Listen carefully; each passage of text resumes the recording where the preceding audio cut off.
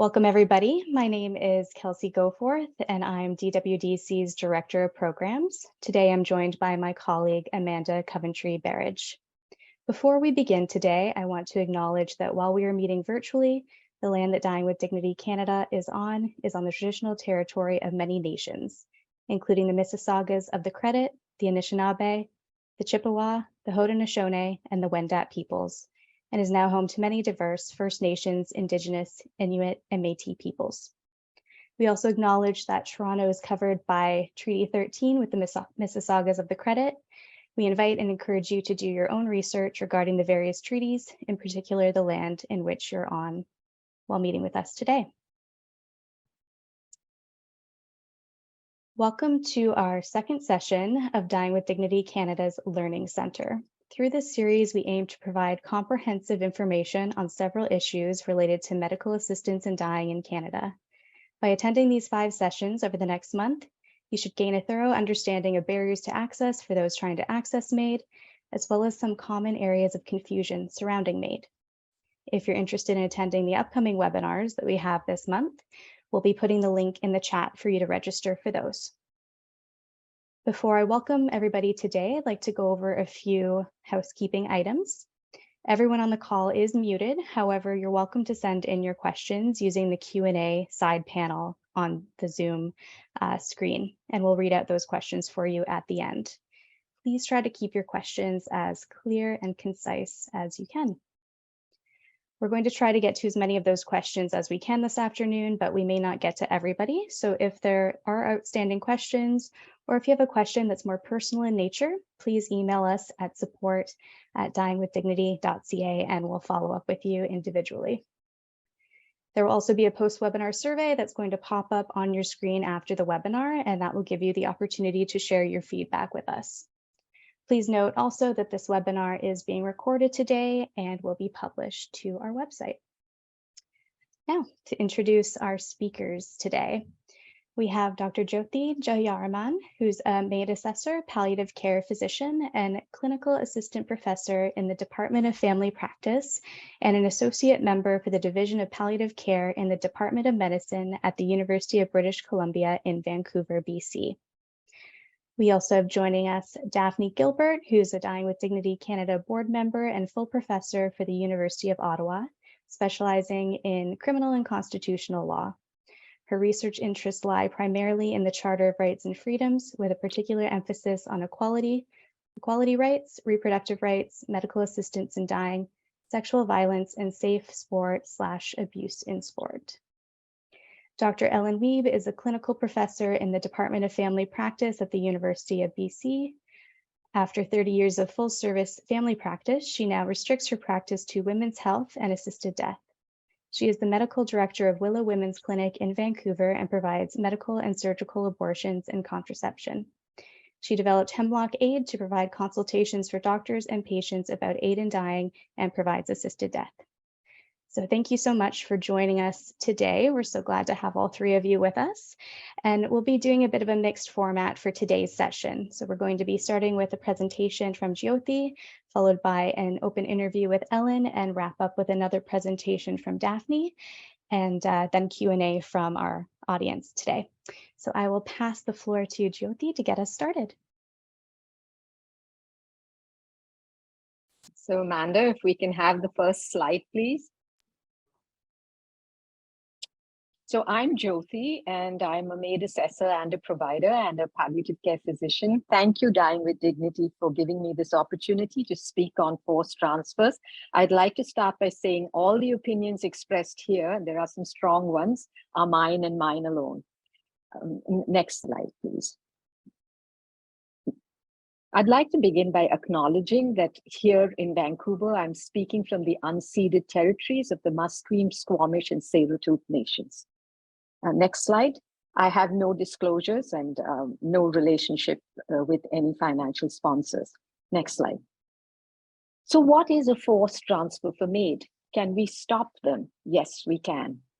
The patient is transferred out of their home or hospital bed to another location for MAID assessment or provision because of the policies of the organization which manages their home or hospital, and home in this instance includes assisted living, long-term care, and hospices. The other location, sorry, Amanda, the other location can be something of a space created in the same building, or it can be across town to another space. The most important thing to remember is that the patient is being transferred out, not because they want to, nor because the procedure cannot be provided at their bedside, but because of the policies of the institution where they are housed. Next slide, please. So patients often do not have a choice when seeking acute care. The ambulance takes them to the nearest hospital. And remember, they're seeking treatment at that time, not MAID. Also, the first bed policy means that the choice for long-term care or assisted living is limited, and facilities are not mandated in most places to disclose their MAID policy. I'd like to start by discussing a few cases that I've been involved in, and the details have been anonymized to protect patient confidentiality. Next slide, please. I'll start with Sunita. She was 78 years old and she had pancreatic cancer. She was admitted in a tertiary care hospital with partial bowel obstruction. It was found to be inoperable, so she was transferred to the palliative care unit.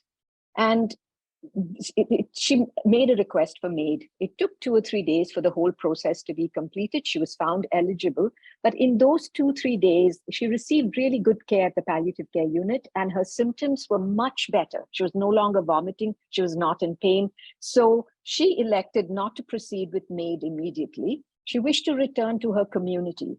And in her community, the only hospice was run by the Salvation Army, which is a faith-based facility and would not permit MAID. However, Sunita spent 2 wonderful months in that facility with excellent palliative care, with lots of visits from her family, including her grandchildren, 9 and 6 years old. But after 2 months, next slide, please. She contacted me, she requested MAID. She was really too fatigued to enjoy her life anymore. And her symptoms of bowel obstruction were coming back. So fortunately, for the 5-6 days before the date of provision, she actually hadn't vomited. And this was probably because of expert management, good medication, very little movement. In any case, she required an ambulance ride to the outpatient clinic, which was a space created to accept forced transfers. And her entire family of about 8 to 10 people were gathered there, including her grandchildren, who were 6 and 9 years old. And when she was transferred from the stretcher onto the bed, onto the hospital bed, she started to vomit. This went on for about 10 minutes. The nurses and I ran in every direction trying to find enough containers, and her family could just watch helplessly. Fortunately, she did stop, and remarkable woman that she was, she gathered herself together and was able to bid a proper goodbye, including hugging her grandchildren, and she did have a peaceful MAID provision. Next slide, please. My next case is Ali. He was 75 years old and he had end-stage lung cancer. He had been admitted for about 2 to 3 weeks in the palliative care unit at St. Paul's Hospital. St. Paul's is one of the biggest hospitals in British Columbia, and it is operated by Providence Health. And he received really good care in that unit, but in the last week, his dyspnea was so extreme that he required lots of breakthrough doses of hydromorphone, and he had midazolam as well. So he applied for MAID and he was found eligible. He had to be transferred across the town, takes about 20 minutes, 30 minutes if you include picking him up and bringing him and to this space that the MAID program has created to receive patients who are forcibly transferred. So the palliative care physician who was looking after him was so worried about his well-being that he traveled in the ambulance with him, carrying spare syringes of hydromorphone and midazolam in case Ali needed it. Ali arrived and he was comfortable. He was really grateful to the palliative care team in St. Paul's and also grateful to the MAID program that he could have MAID, and he had a peaceful provision. Next slide, please. My third case is Maria. She was 38 years old. She had breast cancer with bony metastases, and she too was admitted in the palliative care unit at St. Paul's Hospital. Her agony was extreme. She was on a continuous fentanyl infusion, and she had received midazolam for even ordinary care. Even turns were painful. She applied for, was found eligible for MAID, and the team caring for her was so worried that they offered her palliative sedation, which would render her unconscious while she awaited a natural death. And she was approaching end of life. However, Maria was determined. She wanted to say that final goodbye to her parents and to her partner. So she elected to have MAID. Again, this involved a transfer in an ambulance, and a nurse traveled with her because of her continuous fentanyl infusion. And because of her pain and suffering, she had received a couple of extra doses of midazolam.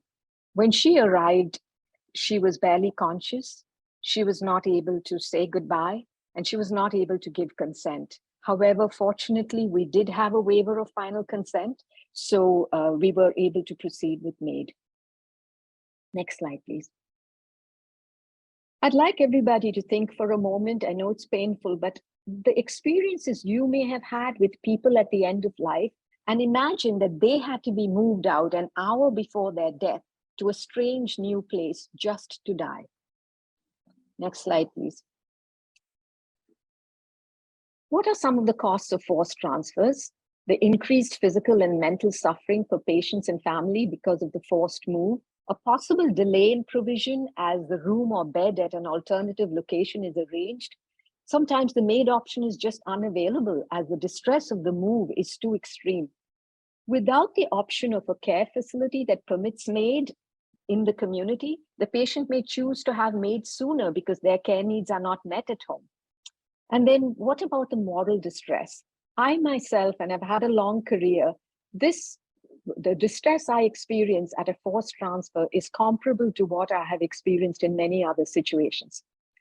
The sending staff also experience moral distress, as I have been informed by some of the physicians who work there. But they ask us sometimes to complete waivers of final consent. And I think it may be because they worry that the patient will lose capacity during the transfer. Do the faith-based facilities have debriefs about forced transfers among its staff? Not that I'm aware of.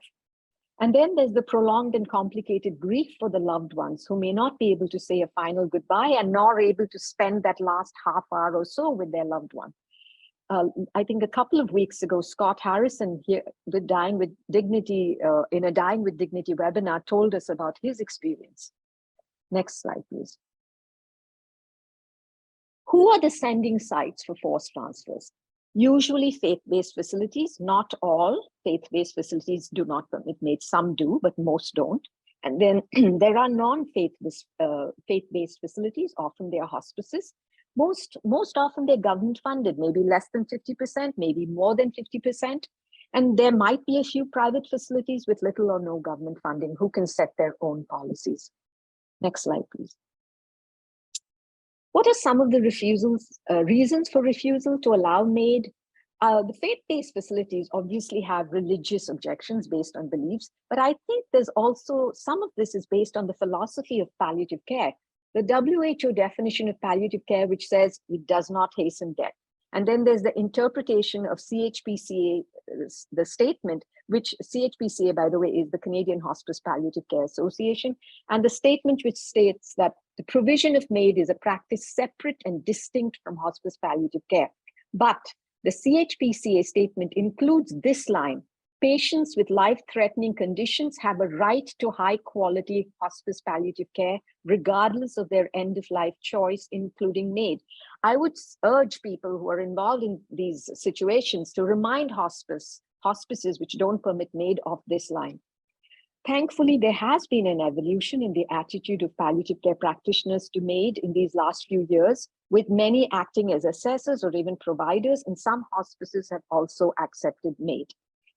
I do wonder, though, is it time to start referring to care provided in hospices as end-of-life care rather than palliative care? Because then that would include MAID. Next slide, please. How is this still happening? I ask myself all the time. I ask myself this all the time, every day, maybe 10 times a day. Of course, there are the historical denominational agreements. Here in BC, that agreement was signed in 1995.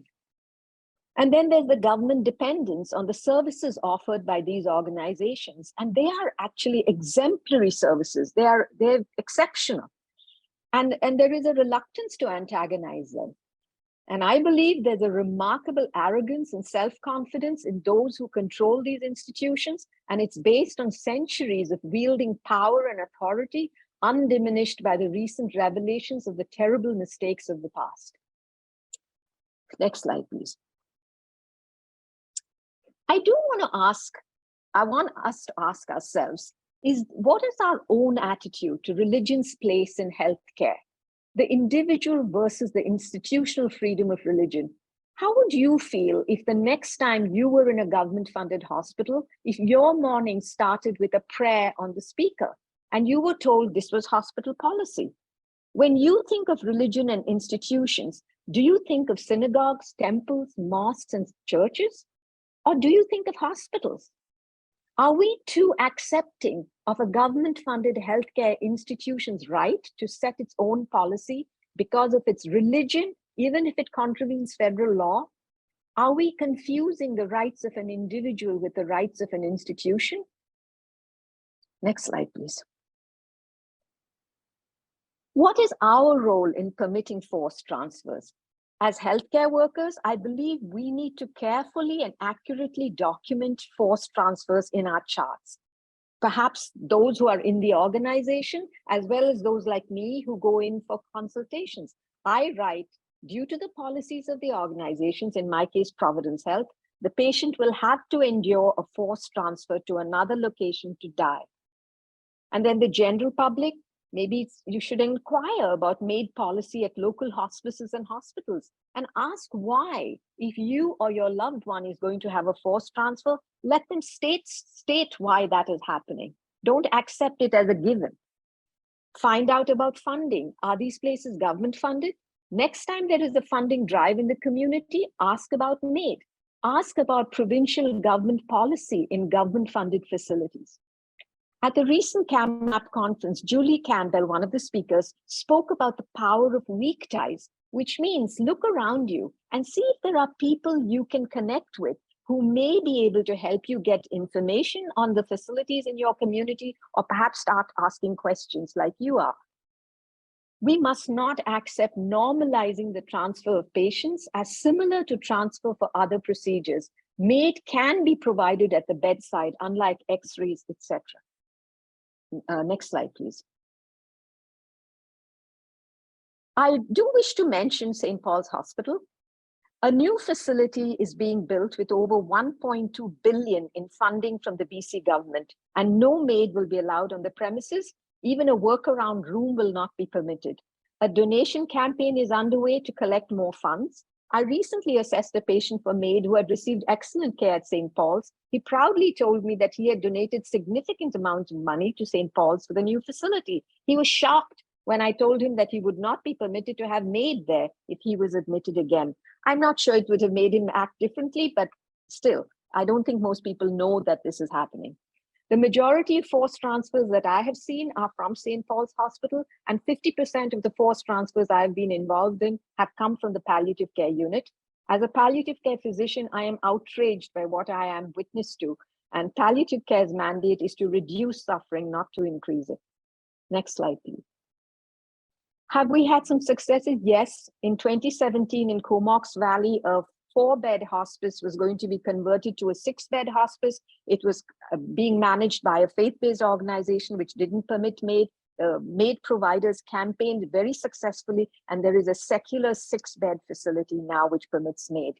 Vancouver Health Authority and Fraser Health Authority palliative care units in big hospitals, the program leads initially objected to allowing MAID on the units, but the authorities were very firm and said there was no room for negotiation. There was no legal basis. These were not faith-based, and MAID is permitted on the units, even though one of the leads threatened to resign and ultimately did.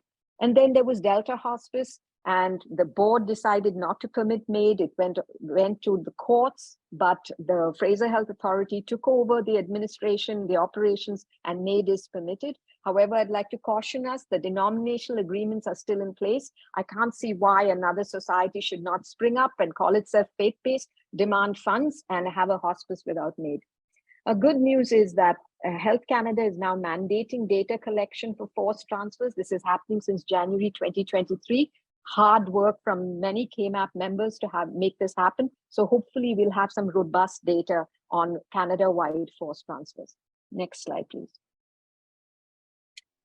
What are some of the other steps that the MAID programs across the country have taken to decrease suffering? The non-consecrated space next door or the workaround. A lot of time, money, and effort from the assisted dying program in Vancouver Coastal Health has been spent to negotiate a room in St. John's Hospice in Vancouver. So patients are now transferred from their bed and room across to the secular space within the building rather than being moved across town.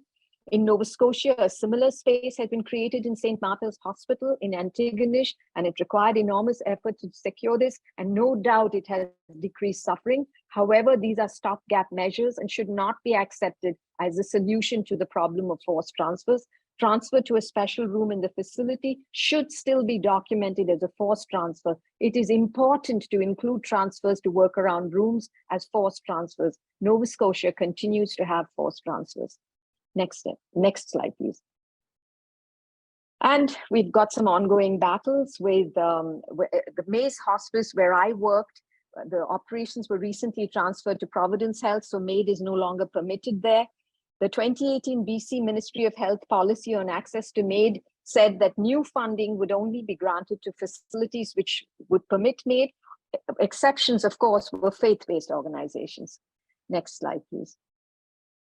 What have we done so far about the Maze Place situation? We've communicated with the leadership. They said a workaround room would be created. And then the assisted dying program is organizing an information session for the leadership, hoping if they understood the extent of suffering, they would try to stop it. And Dying with Dignity helped us organize a letter writing campaign to the BC Premier and Health Minister. We've had a lot of letters written and no response, and legal avenues are being explored. Next slide, please. I believe we must not accept the creation of special rooms within the facility as a substitute. That is implying that a MAID death is somehow sinful or not sacred. Transfer to a special room in the facility should still be documented as a forced transfer.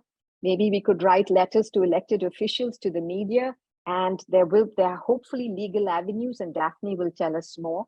Next slide, please. Dying is a profound and sacred event. We all only get to do it once. By saying not in my place, organizations who do not permit MAID on the premises are being disrespectful of humans in their most vulnerable moments. Thank you.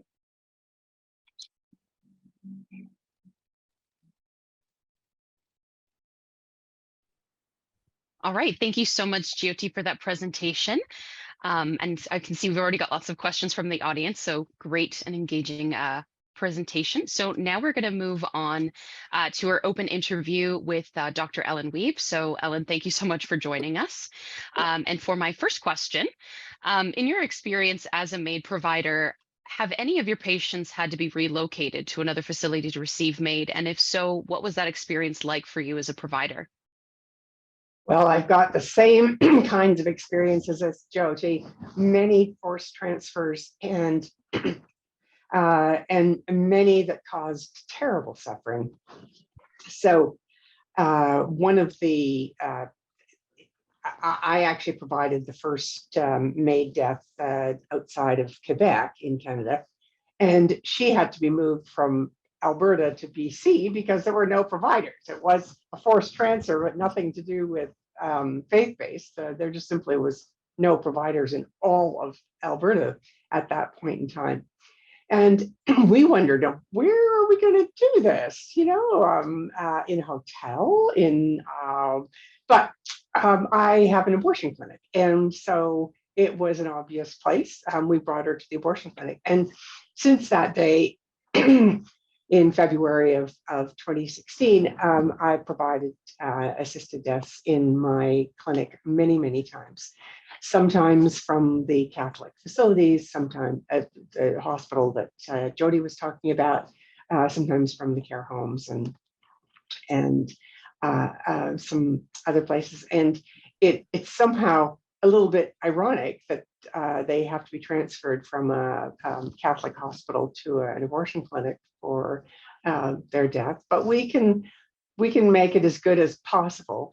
I want to tell you a couple of stories about people who suffered awfully. One was in that hospice where we usually do the transfers into an outpatient facility, and it was winter, and she was so frail and so thin at the end of her life, and she got chilled, and we couldn't warm her up. I mean, it doesn't take long to chill somebody who has no flesh on their bones, and it was so awful to see her shivering like that. We piled as many blankets on as we could, but that was awful. She had been in a lovely warm hospice that she could have been comfortable in. Another one was transferred, and he had a catheter in, and in the transfer it got dislodged, and he arrived full soaked in urine. So demeaning and awful thing to have happen at the end of life. Another one who was transferred had bony metastases like the one that Jyothi talked about, and he refused painkillers so that he could be alert at the time he came. But I wasn't fast enough. I got there as quickly as I could, and the nurse that he'd been transferred to had given him pain relief because he was in agony. And so then we all had to wait until the pain relief had worn off again so that he could complete the assessment and then have his death.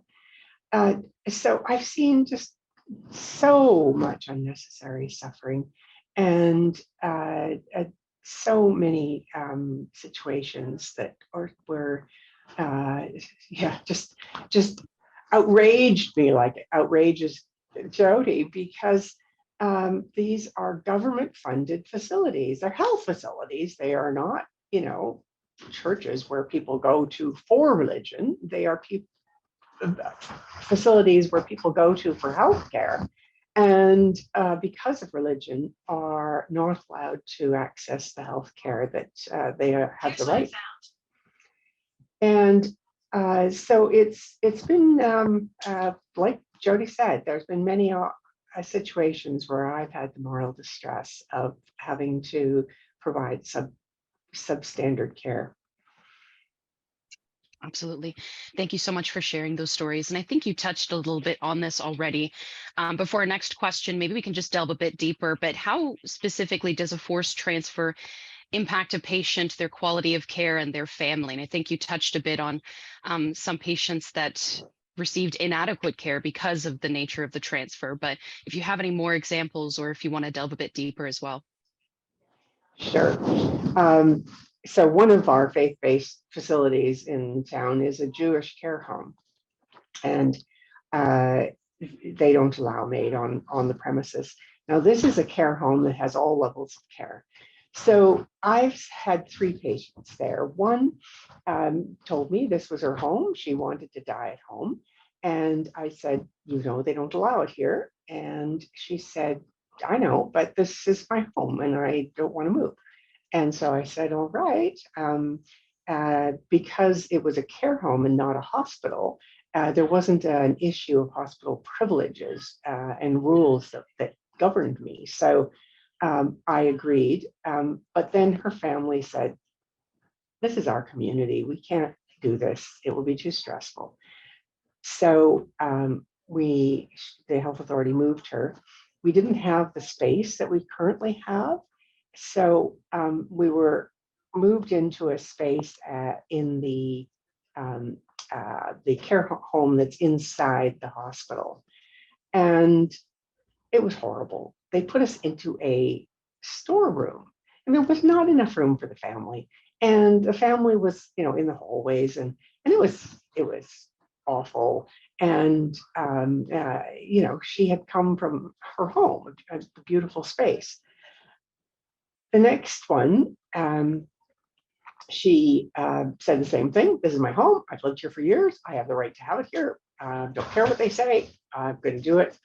Her daughter was a bit worried, so kind of tried to find something, and eventually the families again said, we can't handle the stress of doing it in the care home. So they came to my clinic, and they were wonderful. The family was wonderful. They brought her artwork.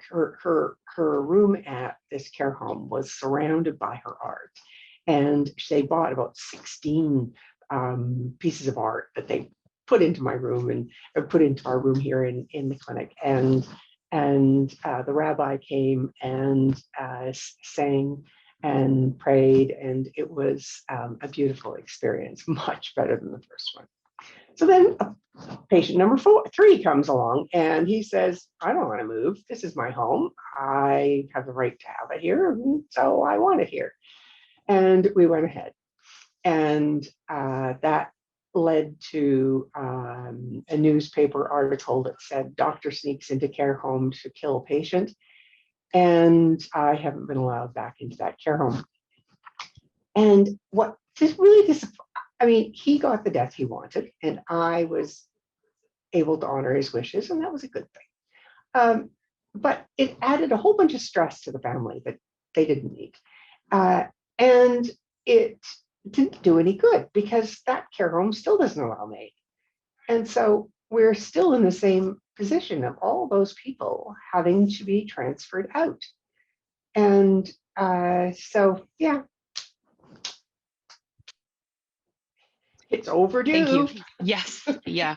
And I just wanted to say I very much appreciated in all of your stories that it's not just simply about moving, but it's about being removed from their home as they identify. This is not just a bed. This is not just 4 walls in a room, indistinguishable from the other, but it's about their sense of belonging, their sense of home, right? And that's why it makes such the impact it does when they're forced to be moved, right? So thank you for that. For our next question, this is more of a hypothetical. So let's say a physician or nurse practitioner is supportive of MAID, but works in a non-supportive health institution or facility. How might a clinician support a patient that is interested in pursuing MAID? Well, luckily we have the MAID coordination teams, navigation teams all over the country. They vary in how much funding they have and how many staff and all those things, but there is somebody to call and make sure they get all the information they need and the support they need. So it's not necessary that every nurse and every care aide and every doctor in the country can do it all, but they all can refer in a timely manner to the people who can give them the correct information. Thank you for that. And if anybody's looking for that information for your provincial or territorial MAID team, we also have that information on our website as well.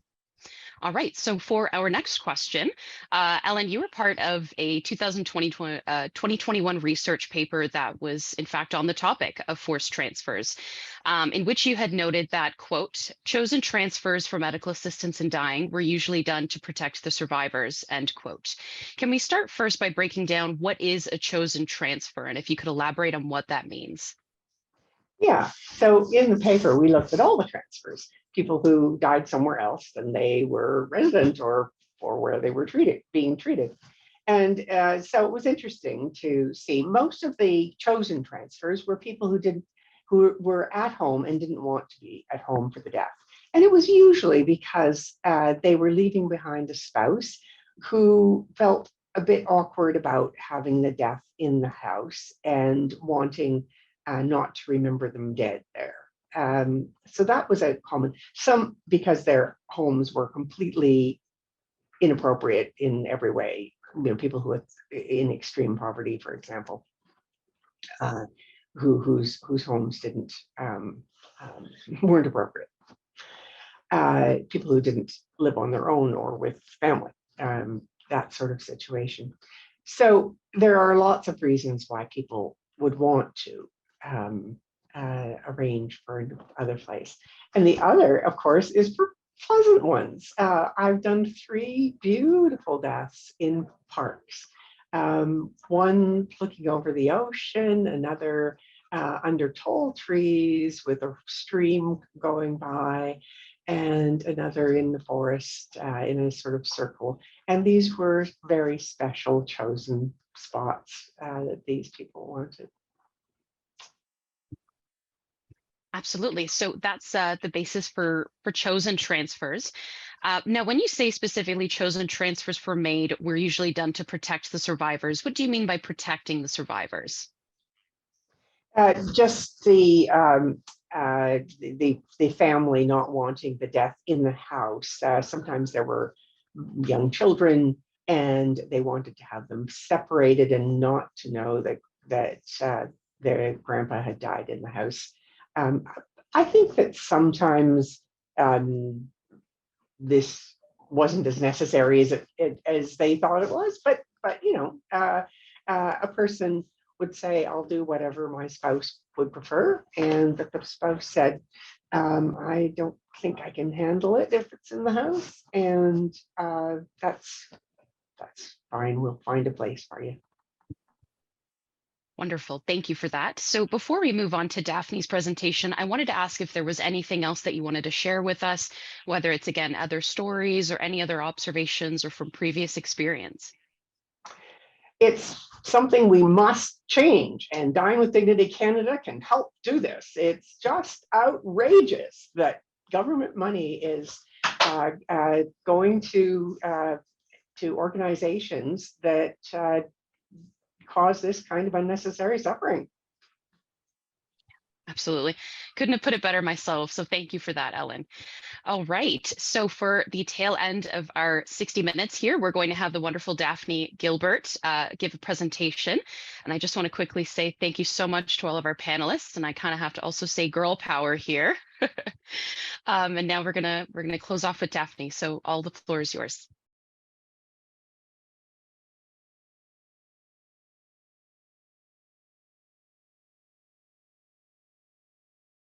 And just to let you know, Daphne, you are muted. There we go. Sorry about that. Too many buttons going on at the same time. So perfect segue from Ellen into my presentation and what we can do to end forced transfers. I'm going to be focusing today on the legal aspect of it, about using litigation or threatened litigation to end forced transfers, but there are a couple of other ways that it could happen. One would be for the faith-influenced institutions to make their own decision, to see the light, as it were, and to just decide that it was the right thing to be doing. And I think, you know, we see small moves happening sometimes when institutions allow assessments on site, even if they don't allow provision. We see these workarounds like a separate designated space, which I agree with Jyothi that that's not a perfect solution, but you know, there is pressure that can be brought to bear on institutions now to move the needle a little bit. And another idea, which I think can be very successful, is to pressure governments and have governments force the hospitals to do it. And so, for example, in Quebec, the Quebec government has passed a law that does not allow institutions to refuse to provide MAID. You can't use faith as a reason to deny MAID. There's other provinces like Nova Scotia where, you know, we have a supportive government that is at least making the moves to try to force organizations to offer MAID. So I think there's room politically to advocate. And certainly if you live in a province where there are faith-influenced hospitals, that's an avenue I would say that people should be pushing, is to push their local MP and the premier to change the laws. But like I said, I'm going to focus today on litigation aspect.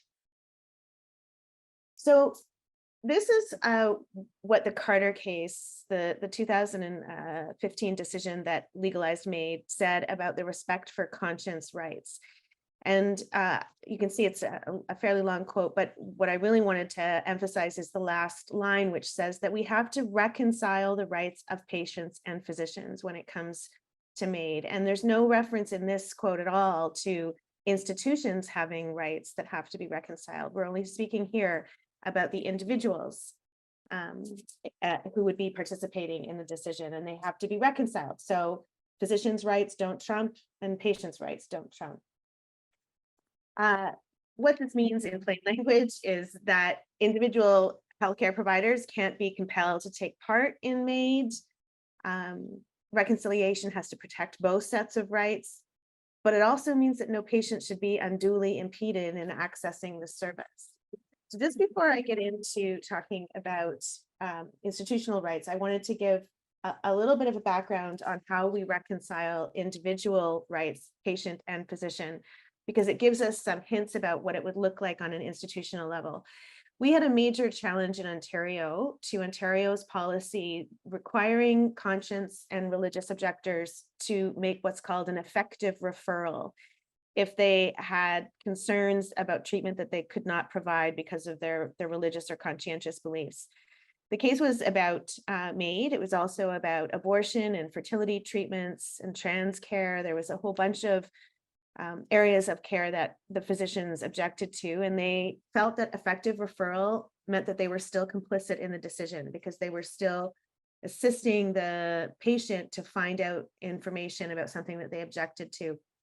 But the Court of Appeal in Ontario was very strong in defending patient rights and said that given the gatekeeper role that family physicians in particular play in access to medical care, and given that all of the services that were contentious here were what are called, stigmatized services or services that are sought by people in very vulnerable positions, that an effective referral was a minimally impairing way of achieving a reconciliation of rights. In other words, it allowed the physicians to still not have to participate in carrying out medical care that they objected to, but it still allowed the patient to get that care from somebody else.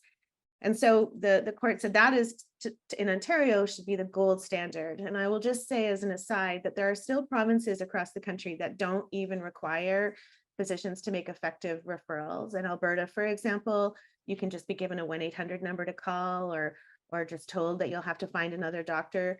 So, we could also be pushing on the individual level to have strong protective policies that make doctors have to find other alternatives for people when they have religious or conscientious objections. And it's also true that in the Court of Appeal decision, the court recognized that this was already a compromise for patient rights, that this was already something that patients were suffering because they had to go to another doctor or another location to find services. And so this was already compromising patient rights, but it was one that they thought struck the right balance. But it's important, I think, to note that the court really recognized the vulnerability of people who are in these situations. And so when we come to talking about institutional rights, there's still lots to be learned in this area. There is no Supreme Court of Canada decision that definitively says that all institutions with religious influence have a charter right to freedom of religion. This is the closest we have, a case from 2015. It was about a high school, a Catholic high school. And here the court said that it might be possible for some religious institutions to have an institutional right, but you can see in the bolded words here that they were really focusing on religious communities, and in particular on places where there was a strong tie between the individuals in the institution as faith individuals and the activities of the institution. So you could certainly imagine, that a church, for example, where everybody in the church is of the same faith and everyone is at the church to profess faith and to worship, that you could make an argument that there's a right to freedom of religion for the institution because of the sort of connectedness between the people in it and the activities of the institution. But did not in Loyola talk about corporate religious entities like a hospital would be. 3 judges went deeper into the question, but there's a court of 9 at the Supreme Court, and only a majority makes law. So this is sort of a sideline, these 3 judges, and it's not the law. It's just an interesting discussion that could inform future conversations. But they actually fashioned a test for how you could decide if an institution had the right to freedom of religion. And you can see the 2-part test here, that it's constituted primarily for religious purposes. And then second, that it operates, its operations accord with those religious purposes. So the question is, would a Catholic healthcare facility or any faith-influenced healthcare facility meet this criteria? And in my opinion, the answer is no. Hospitals don't operate for religious purposes, and neither do long-term care homes for that matter. They're not all employing Catholic or faith-based people. They're not only servicing a faith community. They're an open public institution with all kinds of different staff and patients. And purposes. True that in Canadian law, we have a requirement that governments remain secular in their interaction in a public way. And hospitals are government actors when they're delivering healthcare because it's a publicly funded service. And so if the faith-influenced hospital is making value judgments and refusing to allow MAID, for example, that's a government decision, and it's not a neutral one. It's a decision that is based on religion. And so the law would also say that that is problematic. So if I'm wrong and somehow a Catholic or a faith-influenced hospital could claim that they had an institutional right to freedom of religion and the court accepted that, then we'd have to talk about reconciliation of rights. Because in our Charter of Rights and Freedoms, Section 2A says that everyone has the right to freedom of conscience and freedom of religion. But there's another section of the Charter, Section 1, which says that we can infringe your rights. We can put limits on your rights for the greater good, essentially, if it serves a greater public good. And so we would talk about how we would try to reconcile the rights, and what would reconciliation look like? And would it look different if it was a long-term care home where you actually lived, which was your home, versus a hospital? Would it look different if you're in a community where the only place you can get care is a faith-influenced hospital versus a community where there were other alternatives? And I think those questions of reconciliation of rights are going to be key to moving forward if we lose on the big question that there is even such a thing as an institutional right to freedom of religion, which, as I said, I don't believe is true. How would we put together a case for litigation? So I took one of Jyothi's examples, Maria with breast cancer, who had to be drugged so heavily to endure the transfer that she couldn't be roused at her place of arrival and missed the opportunity to have a meaningful goodbye with her family. And they, of course, also missed that opportunity with her too. So if we were going to bring a case using Maria as an example, we would be suing the publicly funded faith-influenced hospital that refused to allow MAID. We would sue the province that refused to require it to do so, or failed to require it to do so. And then there are different people who could be the plaintiffs in such a case. The plaintiffs could be Maria's parents who lost the opportunity to say goodbye. And it could be representatives of Maria who would argue on her behalf that she also lost that opportunity, as well as having to endure the pain of the transfer. I think it's also worth noting that I think physicians have interests here that balance the conscientious and religious objectors. I think there's a conscience right to practice medicine in the way that you feel aligns with your values and your training and what you think is in the best interest of the patient. And I think a physician who had to bear witness to the agony of a forced transfer, or had to administer extra doses of a drug that they didn't really think was in the best interest of that patient, but were necessary because of the transfer, I think that person, that physician or nurse practitioner, would have a right to sue. And then I think we could also talk about having a public interest organization that argues on behalf of all patients facing forced transfers about the violation on a broader level, not just for Maria, but for everyone who has to go through this, this process. And in terms of public interest organizations, there is a way for a public interest organization to get what's called standing so that they can represent plaintiffs in a case. In the Carter case, the British Columbia Civil Liberties Association was granted standing to be a part of that litigation, along with two women who wanted access to MAID. The test for getting standing was just updated in 2022.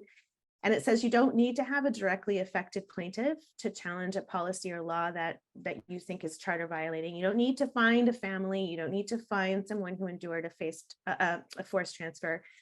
As long as there's a concrete and well-developed factual setting that can be established. That's the language, concrete and well-developed factual setting.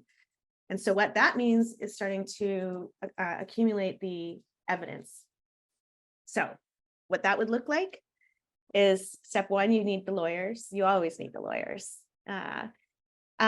People like me, and I know many of you will know the great Jocelyn Downey, a wonderful healthcare lawyer and a law professor in Nova Scotia.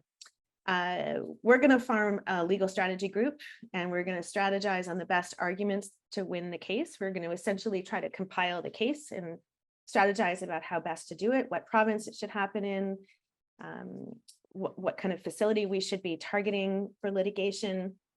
We need to find lawyers who will take it on pro bono. We need to fundraise to support the fixed costs of the litigation. There are costs you cannot avoid over and above the costs of lawyers. We need to find that public interest organization, and we need to get them standing. And then we have to lay in wait for the best case. And the reason we need a so-called best case is because we can't afford to lose. We can't afford to entrench a right for faith-influenced hospitals to refuse MAID by losing a case that gives them a legal victory then. So we need to have a case that is strong and really compelling and persuasive. And also we need a case that can be universally translated across the country. So healthcare is a provincial jurisdiction. And so we would have to bring the case in a province like British Columbia or Alberta, for example, both of which have a lot of faith-influenced institutions. But we need the reasoning of that case to be transferable across the country, because we don't want to have to litigate in every province, and we don't want to have to, have it be something that we have to keep doing over and over again. So you want a really strong case that is so compelling that the court's decision will be easily transferable across the country. Recently, at the conference of MAID assessors and providers, I talked about the role that physicians and nurse practitioners can play in preparing for this case, which includes documenting as much as possible all the forced transfers that you're a part of, everything that you experience and everything you witness in those transfers, raising objections with the hospitals, which is certainly something that family members can do very effectively to put on record their objection to having a family member have to move. Pressure provincial governments, litigation is one strategy, but it's expensive and it's very slow. We can always be working on our provincial governments to ask them to just forbid faith-influenced hospitals from continuing this practice. And you can, as a private citizen and as a physician, keep your eye out for what you consider to be a really strong case. That could be the case that is a winning case to bring down this practice. And I'll just conclude by saying that it matters that those of us who have the privilege of not being emotionally involved in a family member or a personal case take this on, because those people who are seeking MAID are very vulnerable. It's not the thing that they should be thinking about, and their families as well are very emotionally involved and vulnerable in these moments. It's up to the rest of us who, have some time, some brain power, and some motivation and care and compassion, I think, to take this on so that we're not putting it on the backs of the people who are suffering already in this situation. But I think it is possible to end forced transfers. I think it's inevitable that it will eventually happen.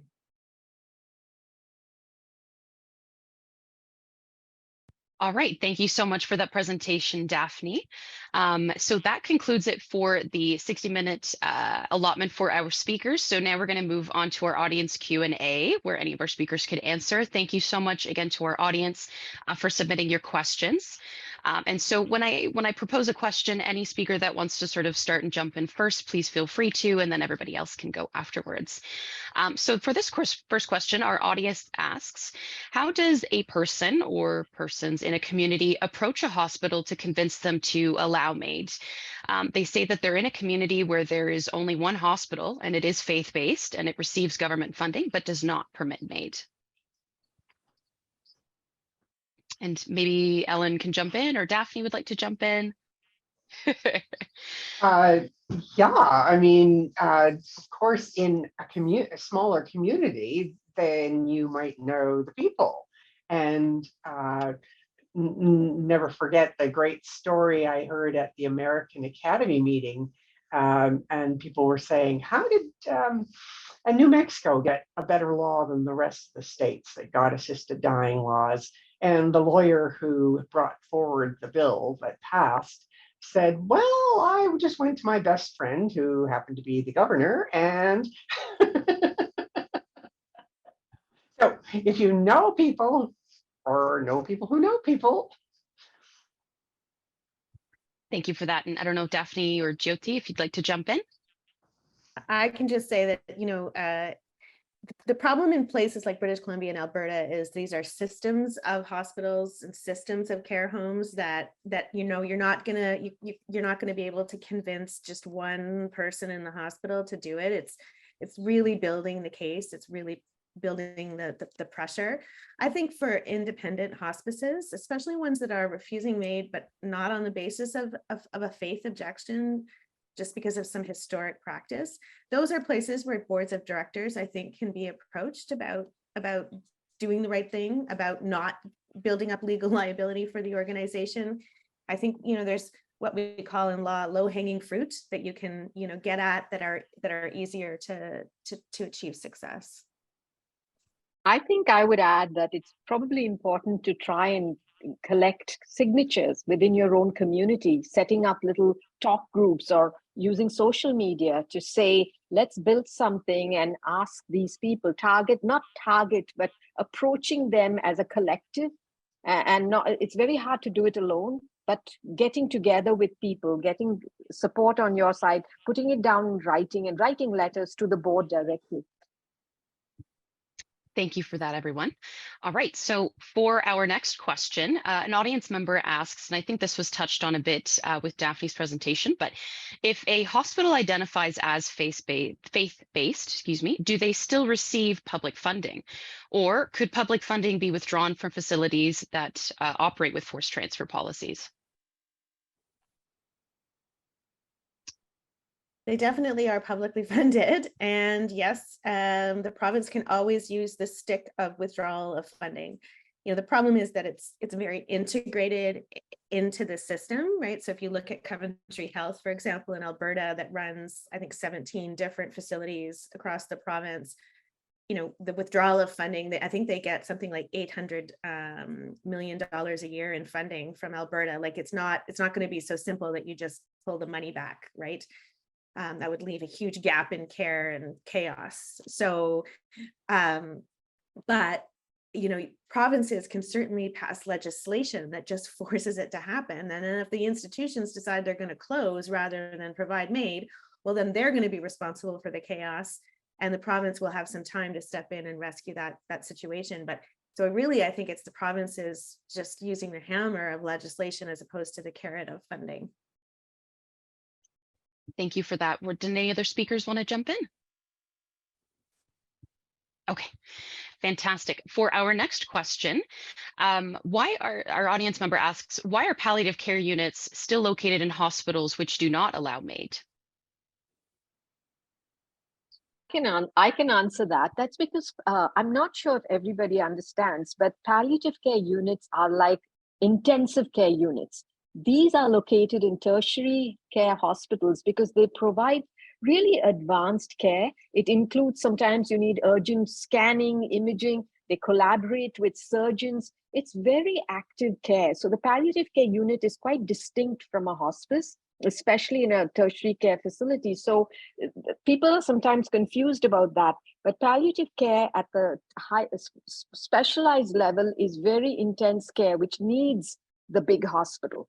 So you can't locate it on a standalone facility. It has to be, it's integrated with the rest of care, medicine, surgery, bone marrow transplant. So it's part of regular medicine. Thank you for that, Jyothi. I'll just Ellen, add, did right, you? Oh yeah, sorry. Go ahead, Daphne.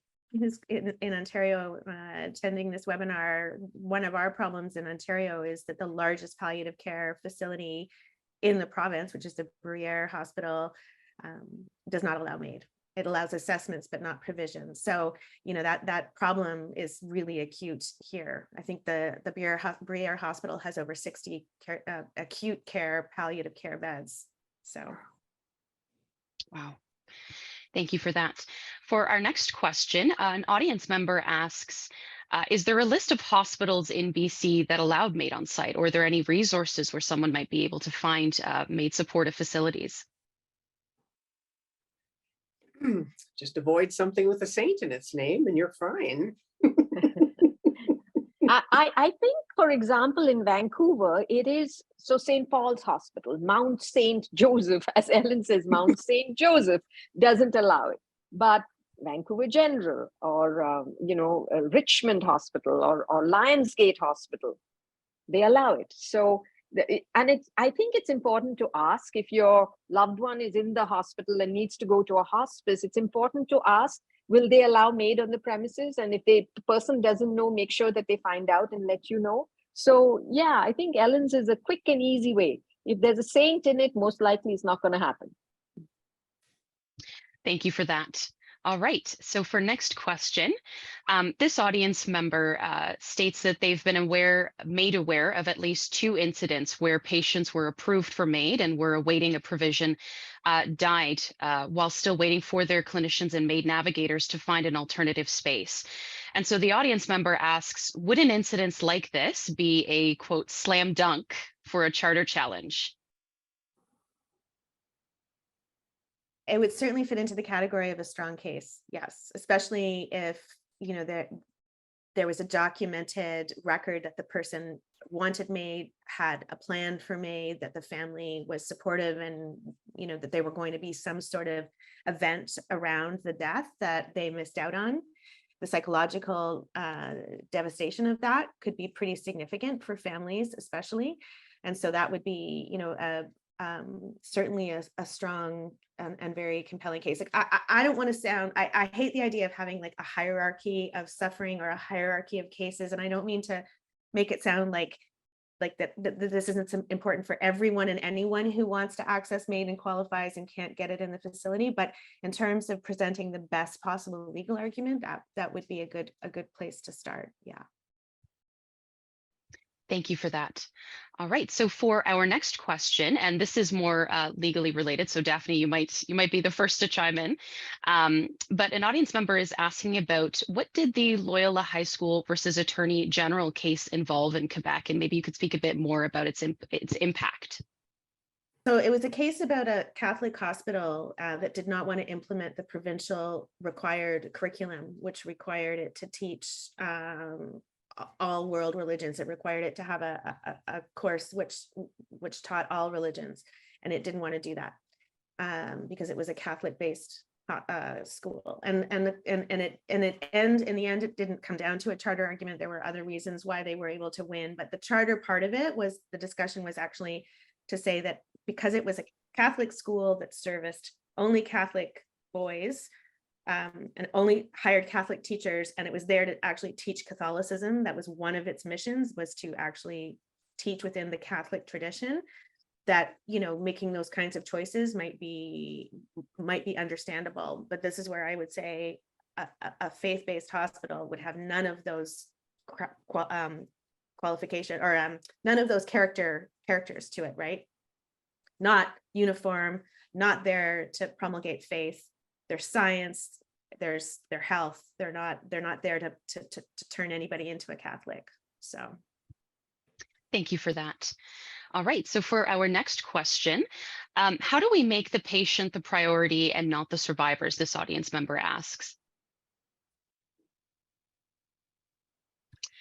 Let me talk about that. It's a big problem. I mean, as the doctor with the patient, I have the primary responsibility to the patient. And if what the patient wants is different than what the family wants, I have to honor the patient's wishes. But there's collateral damage. And I often say to my patients, you'll be gone, but she'll still be here. And she will have to live with this.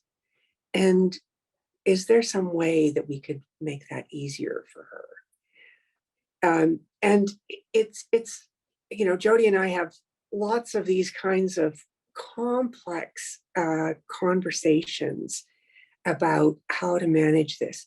Somebody who's dying, they're fed up with all the illness that they've had to deal with, and they're focused. I'm finishing up, I'm getting ready, and I'm going.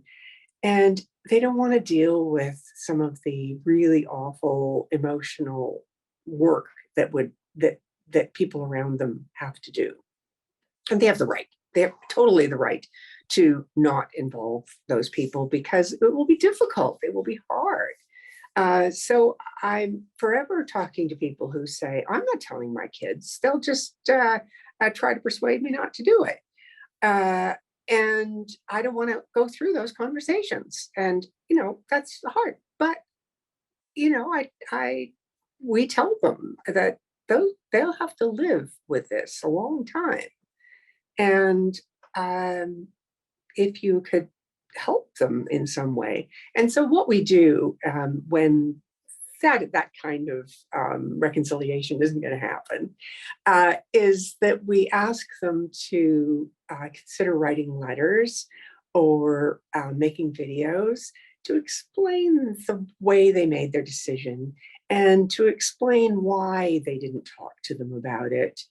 And we hope that that's a way of decreasing some of the suffering that the survivors have. But no, we definitely, our aim is on the one person.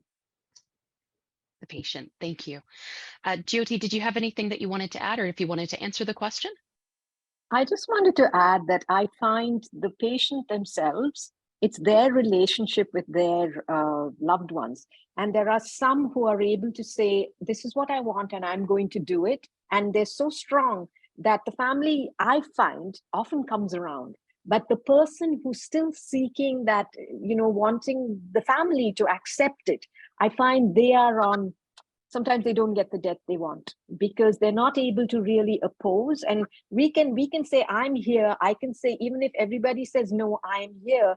But if they can't really go against their loved ones, it's really hard to watch. And I've had several really painful deaths where the maid death would have been so much better. But ultimately, the patient themselves and their relationship, you can't change a lifetime's relationship. If you've always needed love and approval from your family, you're going to want it at the end. And it's very few who can say, no, I don't care what they say, I'm going to do it. But I would say that almost all of us maid providers, we'd be willing to go. I know I have provided where no one else knows and people have written letters and videos. We'd be willing to do it. But it's often, we're guided by the patient. So if you hear stories, sometimes it may be the patient just couldn't push it through. Thank you for that.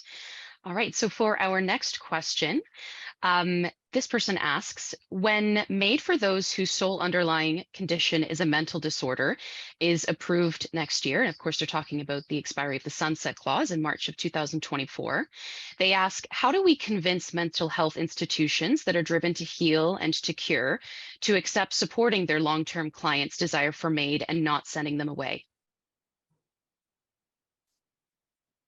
I think that's a bit of a big question. We yes, of course, we don't know. We haven't done it yet. but we know that it will be very hard to for people who've been caring for some of these patients who will now be asking for MAID. You know, Jyothi and I and our colleagues will do our very best to assess and make sure that they've had every support that they could have before we go ahead.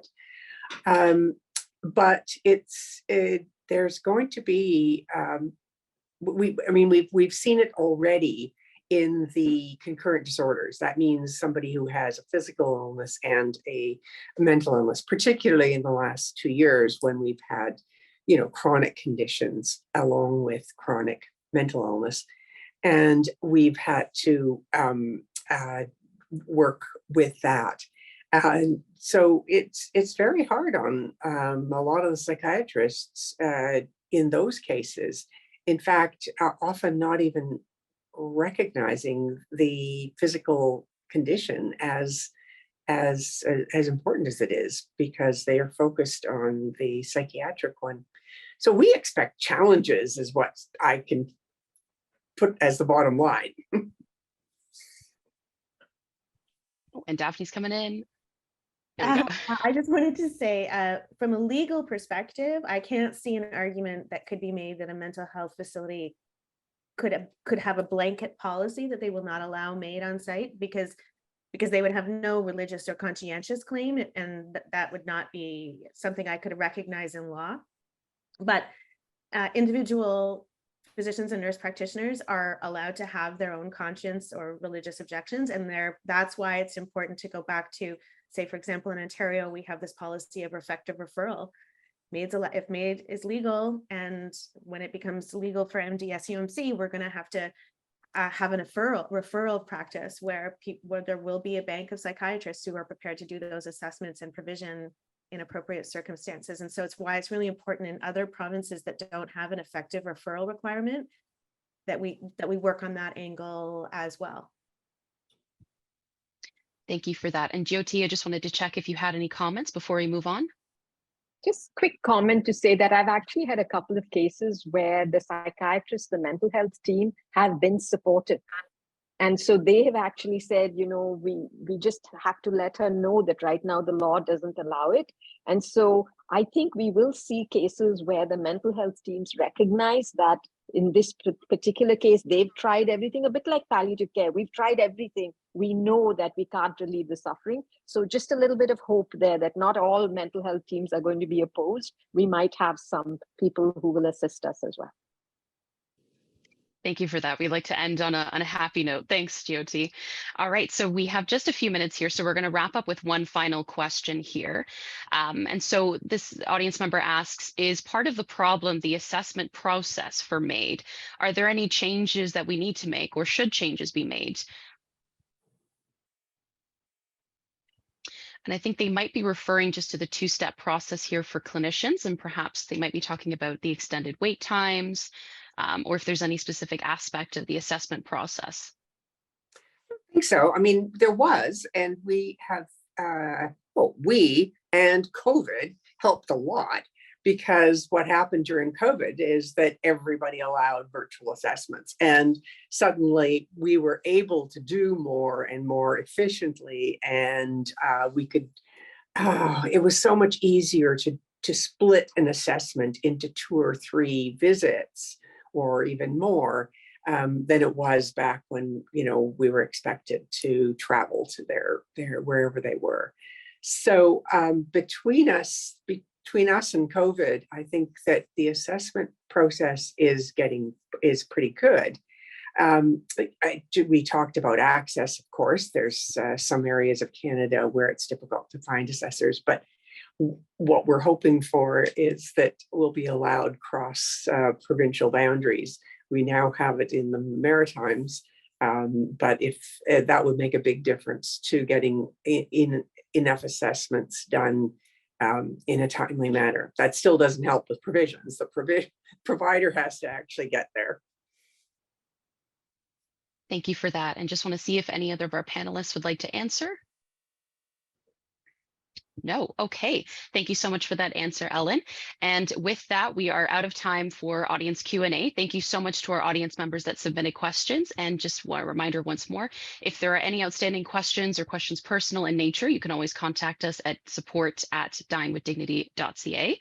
Thank you so much to our speakers for offering their time and expertise. And thanks again to our audience for your questions.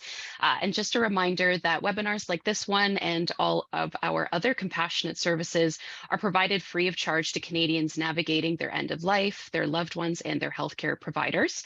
And so to enable us to continue providing these services, we might ask that you please consider making a charitable donation. So we'll be putting a link in the chat in case anyone would like to donate. So for tomorrow, we have our second webinar for this week, where we'll be joined by MAID provider Dr. Konya Troughton and Nova Scotia Health MAID program lead John McCarthy to discuss the MAID program in Canada and what's next. And of course, for next week, that'll be May 23rd, we'll be sitting down to debunk some of the most common myths and misconceptions about MAID. And then finally, for our last session for the month of May on May 30th, we'll be hosting a webinar on advance requests for medical assistance in dying and the waiver of final consent. If you're not already registered, or if you know somebody that might be interested, please consider registering. We're going to have a link down in the chat below. All right. Thank you so much to all of our speakers again, and thank you to our audience. And I hope everybody has a wonderful day. Thank you, everyone. Thank you. Thank you. Bye-bye. Bye-bye.